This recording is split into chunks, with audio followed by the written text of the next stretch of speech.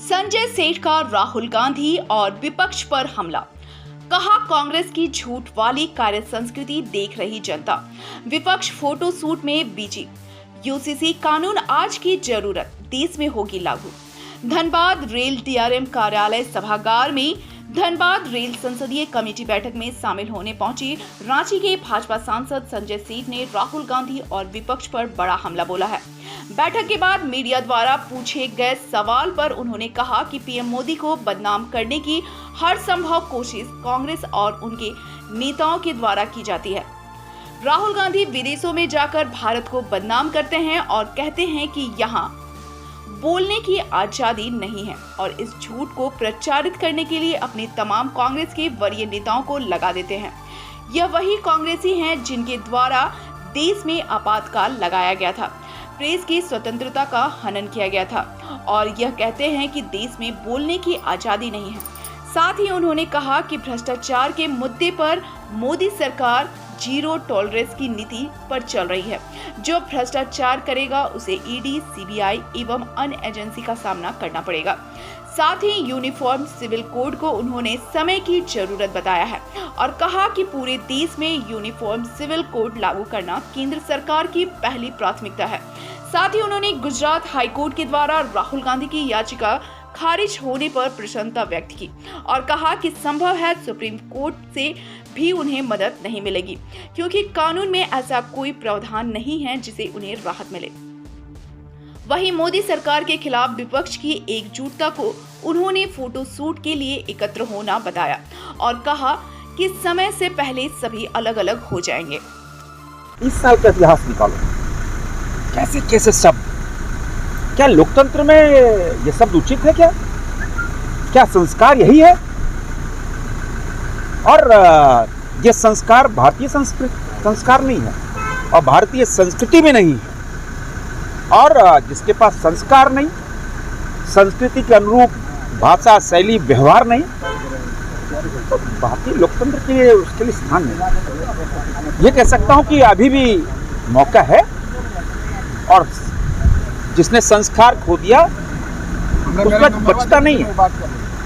और देश की जनता सब देख रही है और देश की जनता अब बहुत जल्दी उसका जवाब भी देगी उन सब बातों को। देश में बोलने की आज़ादी, आप बोलते हो जाके साहब देश में आज़ादी नहीं।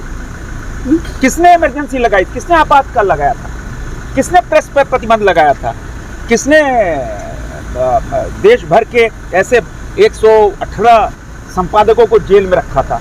पूछना चाहता हूँ कांग्रेस पार्टी और कांग्रेस पार्टी के चांदी के चम्मच से खाने वाले रहनुमाओं को। ये भूलने के लिए उनके पास कोई शब्द नहीं। और देश ने देखा है कि किस तरह आपने आपातकाल लगाया, किस तरह आपने प्रेस पे पाबंदी लगाई। विपक्ष एकजुटता को जो दिखा रहा और हमलावर हो रहा, 24 में क्या रहेगी? अरे भाई, ये फोटो सेशन है, आप देख नहीं रहे हो? सबकी दुकान बंद हो चुकी है, भ्रष्टाचारियों की दुकान बंद है। भ्रष्टाचार करोगे एजेंसियां काम करेंगी, भ्रष्टाचार करोगे ईडी आपके पास आएगी, भ्रष्टाचार करोगे सीबीआई आएगी, भ्रष्टाचार करोगे अन्य एजेंसियां आएंगी।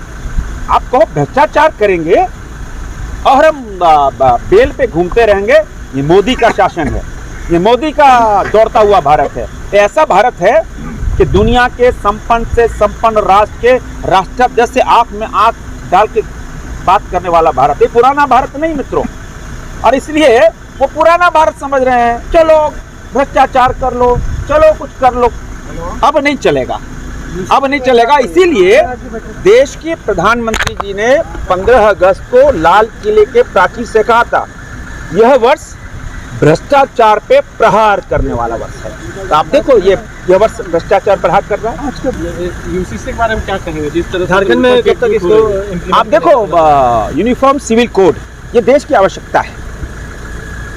और जिस तरह एक परिवार में दो कानून नहीं चल सकते। एक परिवार में किसी बच्चे को हो भाई 6 बजे तक घूमो, दूसरे बोले 8 बजे तक घूमो, नहीं, अनुशासन से चलता है। एक परिवार एक कानून। और इसी तरह आदरणीय प्रधानमंत्री नरेंद्र मोदी ने स्पष्ट कहा और इस देश की आवश्यकता हो गई है कि जल्दी से जल्दी यूनिफॉर्म सिविल कोड आए, एक देश एक समान कानून, और उस कानून से हम सब बनेंगे। हाँ, जहाँ रीति रिवाज ट्राइबल को इससे अलग रखने का प्लान है क्या? सब पे विचार हो रहा है, सब पे विचार हो रहा है। आप लोग इंतजार करें। मोदी जी के इस भारत में, इस दौड़ते हुए भारत में किसी के साथ अन्याय नहीं होगा, किसी को पीड़ा नहीं आएगी कि मोदी जी 140 करोड़ देशवासियों को परिवार मानते हैं और उस परिवार के भाव से काम करते हैं।